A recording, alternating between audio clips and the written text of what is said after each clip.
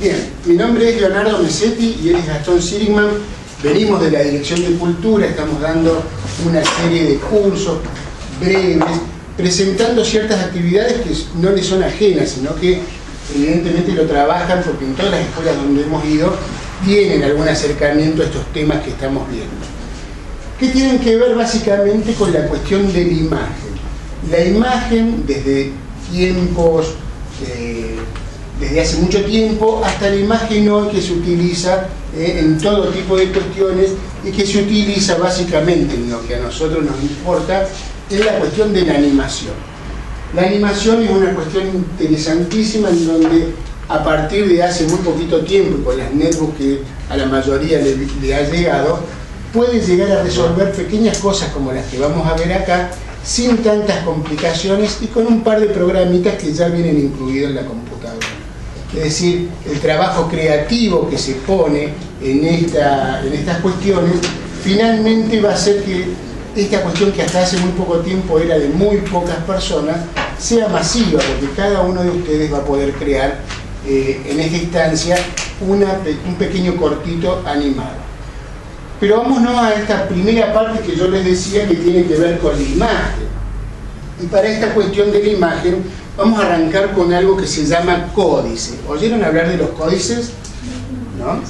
Los códices eran los libros antiguos que había en Mesoamérica, en mayas, aztecas y un sinfín de pueblos que habitaban esa región utilizaban como registro el códice. Serían los libros que hoy actualmente podemos encontrar en las bibliotecas, ¿sí? Contaban historias de todo tipo, contaban cuestiones que le hacían a ellos, a lugares donde estaban, a mitos, llevaban también cuestiones más técnicas y específicas, y la mayoría de esos códices con la llegada de los españoles va a desaparecer porque los españoles ven en estos libros peligrosos, ¿sí? Creen que todo esto que se ve acá, todo el mundo que nos presentan los antiguos habitantes de Mesoamérica, podía ser peligroso para las intenciones que ellos traían. ¿Qué es lo que van a hacer? Juntan la mayoría de los códices y los queman, ¿sí? Se prenden fuego y se salvan muy pocos, salvados por algunos sacerdotes que veían en esto parte de la cultura y de la tradición, y salvados por algunos de ellos que también guardaron estos códices. Vamos a ver cómo era la escritura. En realidad no había escritura. Esto que vamos a ver acá se llama el Códice Boturini o de la peregrinación y nos cuenta la historia del pueblo azteca desde que salen de un lugar mítico llamado Aztlán, ¿sí? Que hoy los arqueólogos piensan que puede estar en la parte de California. ¿La ubican? ¿Ubican el mapa allá arriba? De la parte de California salen ellos porque hay un mandato de su Dios que le dicen que busquen el lugar final donde se van a asentar. Ese periplo de los aztecas va a durar 200 años y va a pasar por distintos lugares, asentándose en algunas y sirviendo como ejército para otros pueblos, ¿sí? En un transitar muy, pero muy lento que le lleva 200 años hasta que llegan al actual lago Texcoco, donde hoy está el Distrito Federal, y ahí, según el mito, dice que van a encontrar una serpiente devorándose arriba de un cactus, ¿sí? Un águila devorándose una serpiente, que si uno se pone a ver es la bandera mexicana actual. Fíjense cómo era la escritura, eran pictogramas, es decir, como la historieta moderna, como los dibujos que hoy podemos hacer para contar una historia. No necesitábamos de un texto, sino que podíamos ver, ¿sí?, cómo se desarrollaba la acción. Acá están en una montaña mítica donde el dios les dice que tienen que salir, y acá está la organización de las tribus, a través de los pasitos. ¿Ven que hay pasos? Bueno, estos pasos nos marcan la dirección, de dónde a dónde tenemos que ir viendo los dibujos. Cargan a sus dioses, los llevan. A lo largo de este códice, que es muy largo, ¿sí?, está en la actualidad en el Museo Antropológico de México, uno puede ir viendo costumbre del pueblo azteca, sacrificios que hacían, lugares donde se asentaron, lugares o creencias, ¿sí?, de sus dioses. En cada uno de estos cuadraditos significa un año, y un año es la cantidad de tiempo, ¿sí?, que se quedaban en cada lugar. En realidad no es un año. Cada uno de estos cuadraditos, multiplicándolo por los cuadrados que hay acá, era el tiempo que estaban en ese lugar. Después seguían su viaje, ¿sí? Si se ponen a ver, esto es muy moderno, esta forma de representación, es muy de nuestro siglo. Hoy lo visual es fundamental, lo encontramos desde las señales de tránsito hasta en la computación, ¿sí? Está pleno y lleno de cuestiones universales que nos cuentan historias. Esto, si se pasa rápido, puede dar origen, por ejemplo, a lo que va a ser la animación o el cine de animación. Les voy a mostrar uno. Este códice, esto no es un códice original, por supuesto, porque quedan 7 u 8, así que esto no es verdad. Esto es una reproducción del códice que está en el Museo Antropológico de México, bajo condiciones de conservación absoluta, ¿sí? Está hecho en blanco y negro y está bajo condiciones especiales porque hay un montón de elementos que atentan contra cualquier tipo de papel, tinta, como son principalmente la luz. ¿Saben que la luz tiene rayos ultravioleta? Sí. En el verano, viste que nos dicen hay que ponerse cremas, cosas, porque la radiación UV es peligrosa. Y es peligrosa para los materiales también. Uno pone, por ejemplo, una tinta hecha con carbón, con un rayo ultravioleta cercano al sol, y lo que va a pasar es que al poco tiempo me va a desaparecer. ¿Les pasó de haber dejado una ropa de color colgada? Nos vamos una semana a esquí y cuando volvemos la remera roja quedó media rosadita. Bueno, eso es porque desaparecen los pigmentos producto de los rayos ultravioleta. El sol es el más peligroso. Sigue estos tubos fluorescentes que tienen una carga de rayos ultravioleta importante, por eso en los museos no se ilumina con esto, sino que se iluminan con luces incandescentes, como eran las bombitas de luces anteriores, que son, en realidad casi no tienen radiación ultravioleta, sino que son una radiación calórica distinta, que alejándolo del objeto que se muestra, no corre ningún riesgo. Y observen esto que tenemos acá. En esta época no había librerías como ahora. No ibas, decía, dame 3 óleos rojos, 4 témperas, 5 acuarelas, ¿sí? Sino que tomaban los pigmentos de cosas que los rodeaban, minerales, el carbón, del carbón. ¿Vieron el carbón cuando hace el papá al asado? Por ahí sacan ramitas que son carbonillas con las que se puede dibujar. Pulverizando esos pigmentos, mezclándolo con grasas, uno empieza a tener una paleta cromática importante, que es lo que usaban estos antiguos habitantes. Sin ir más lejos, fíjense la cantidad de elementos que nos rodean permanentemente, que si yo les digo, chicos, no vamos a usar témpera, no vamos a usar óleo, no vamos a usar acuarela, pintemos con cosas que conseguimos. Van a encontrar de todo. El café, por ejemplo, es esto. Esto tiene una pátina de café que te hace ese marrón para envejecer como si fuese un óxido la hoja, como si fuese antiguo. El mate y la yerba mate te da verdes. La remolacha, ¿vieron la remolacha? Tiene unos rojos increíbles, ¿sí? El repollo, una chocolatada, que es el Nescafé. Busquen por todos lados, ni hablar si me meto en la parte de condimentos, pimentón. ¿Vieron los colores que tienen a veces la cocina para hacer tortas? ¿Alguna mamá cocina torta? Para eso vienen los rosas, los celestes. Se logra una paleta cromática increíble. Ellos sacaban por lo general de la tierra los colores. El óxido es un mineral. ¿Vieron cuando se oxida algún metal? Uno lo raspa y te da pigmento color rojo, que te permite poder llegar a pintar. ¿Saben con qué sacaban el rojo también? ¿Con qué se les ocurre? ¿Con qué? Con sangre. Con sangre. Hacían grandes sacrificios y dentro de ese rito del sacrificio también utilizaban la sangre como pintura. Y el papel, ¿sí? El papel no era este papel, sino era esto que tengo acá. Esto sí, el mismo papel tal cual lo hacían los aztecas. Es algo que se llama papel de amate. El amate es un árbol con una corteza muy blanda. ¿Vieron la corteza de los árboles? Que uno lo arranca. Eso se mojaba, se pulverizaba, se mezclaba con algunos aglutinantes para que poder hacerlo más pegajoso, y se hacían grandes planchas de papel de amate de distintos colores. Miren este color blanco, este oscuro. El códice este de la peregrinación está sobre un papel de amate como esto.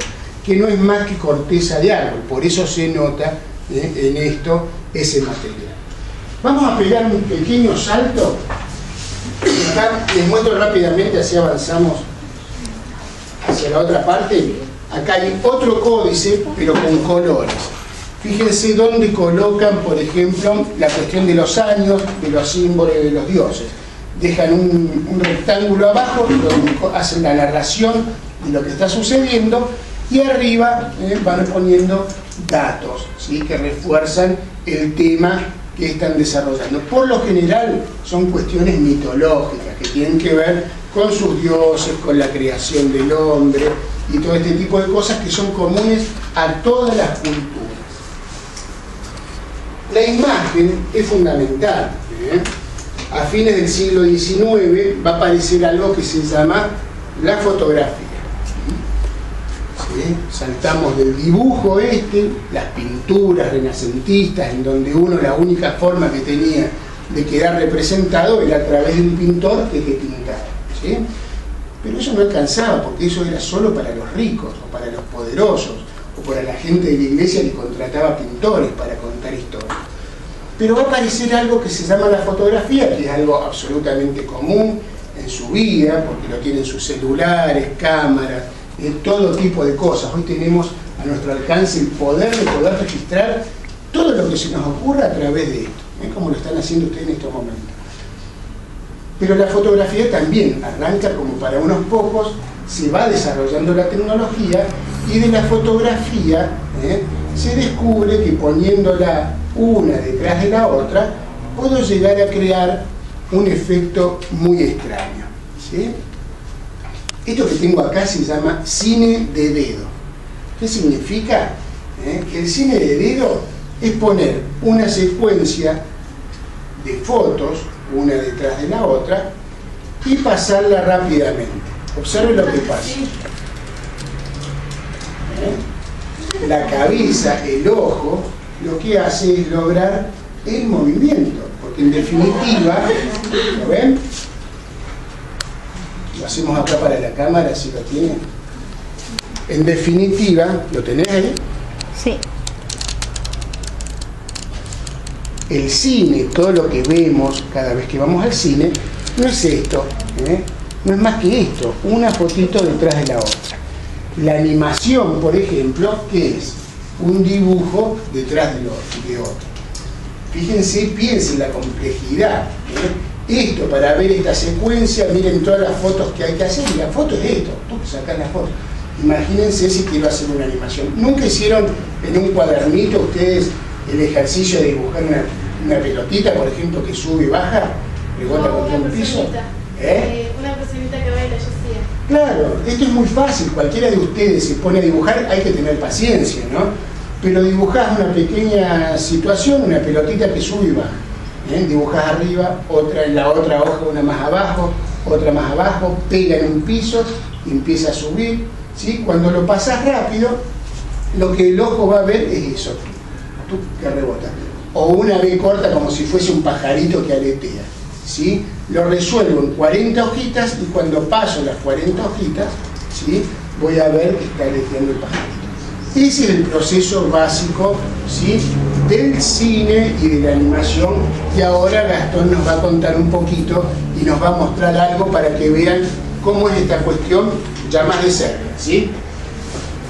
Como decía Leonardo, cuando vamos al cine Coliseo o al Espacio Inca, acá en la Calle 9 de Julio, si nos ponemos a ver una película y vemos que la gente se mueve, que un auto se mueve, que un caballo corre, en realidad lo que estamos viendo es un montón de fotos fijas, no hay movimiento, por lo que se proyecta con esto. Este es un pedacito de película, de esas que sirven para proyectar, que ahora querés pasándola, sí. Vayan pasándolas y van echando un vistazo. Yo les voy dando acá. Van a ver, véanlo atrás. Mírenlo así, ¿sí? Van a ver, pásenlo, y vaya para allá si lo ven todo. Agárrenlo, ¿sí? Ahí deben dar para allá. Celuloide, ¿sí? Que es lo que antes se sacaban las fotos. Ustedes son de una época en donde no existe esto, porque sacan la fotografía digital. Pero antes uno compraba el rollo de fotos, ¿sí?, y sacaba 12 o 24 fotos que después se revelaban. Pasen para allá. Ahí. Bueno, fíjense y presten atención a los cuadraditos, con las fotos. Y si van viendo, van a ver que las fotos parecen iguales, pero sigan el recorrido. Y van a ver cómo va cambiando de a poco. Van viendo cómo, si hay un personaje, el personaje se mueve. Creo que hay un auto por ahí, el auto también se va desplazando. Es decir, lo que hace el cine es descomponer el movimiento en una secuencia de imágenes fijas. Una vez que lo vean, pásenlo para atrás, así lo ven los chicos que están atrás.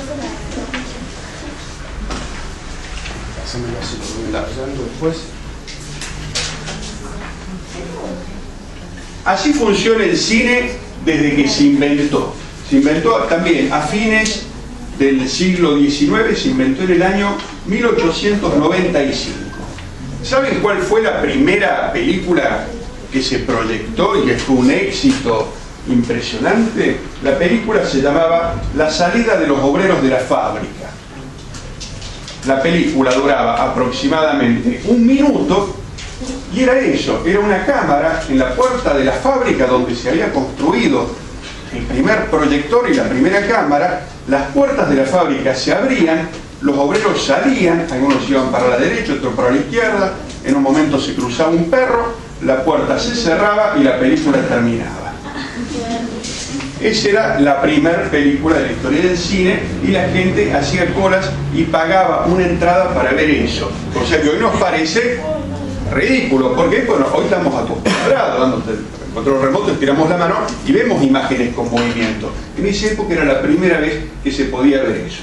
Lo que inventan esto son los hermanos Lumière, se llaman. Son 2 hermanos franceses, Lumière se escribe, lo que están escribiendo como para que después lo tengan. ¿No vieron la película Hugo? Que compitió, bueno, si pueden, saquen Hugo, que compitió ahora por el Oscar en este último año, y van a ver que está dedicado al origen del cine. Es una historia fantástica, maravillosa, ¿sí? Que les va a gustar porque es así para adolescentes.